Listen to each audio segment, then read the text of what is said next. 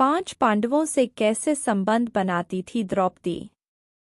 द्रौपदी, जिन्हें कृष्णा भी कहा जाता था, पांचाल देश के राजा द्रुपद की पुत्री थीं।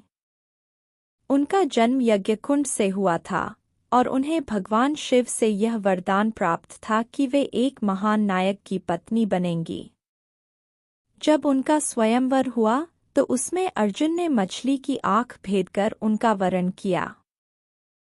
जब अर्जुन द्रौपदी को लेकर अपने घर पहुँचे और अपनी माता कुंती से कहा कि वे एक अद्भुत वस्तु लाए हैं, तो माता कुंती ने बिना देखे कह दिया, जो भी लाए हो उसे अपने भाइयों में बांट लो।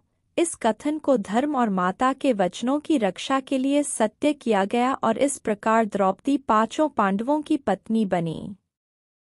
द्रौपदी का 5 पांडवों से विवाह एक साधारण घटना नहीं थी, बल्कि इसके पीछे गहरे आध्यात्मिक और पौराणिक कारण थे। कहा जाता है कि अपने पिछले जन्म में उन्होंने भगवान शिव से प्रार्थना की थी कि उन्हें एक वीर, धर्मपरायण, शक्तिशाली, सुशील और बुद्धिमान पति मिले। भगवान शिव ने उन्हें वरदान दिया कि वे अगले जन्म में 5 महापुरुषों की पत्नी बनेंगी। युधिष्ठिर और द्रौपदी। युधिष्ठिर धर्मराज थे और उनके साथ द्रौपदी का संबंध नीति और न्याय पर आधारित था। द्रौपदी ने सदा उनके राज्य और धर्म की रक्षा में साथ दिया। भीम और द्रौपदी। भीम बलशाली और प्रेमी स्वभाव के थे। उन्होंने हमेशा द्रौपदी की रक्षा की, चाहे वह दुशासन द्वारा अपमानित किए जाने का प्रसंग हो या लाक्षागृह से बचने की स्थिति।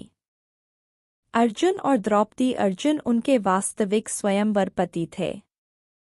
उनके साथ द्रौपदी का संबंध वीरता, प्रेम और युद्धकला में रुचि पर आधारित था। नकुल और द्रौपदी। नकुल सुंदरता और कला के प्रेमी थे और उनके साथ द्रौपदी का रिश्ता सौंदर्य और कोमलता पर आधारित था। सहदेव और द्रौपदी। सहदेव ज्ञानी और भविष्यद्रष्टा थे।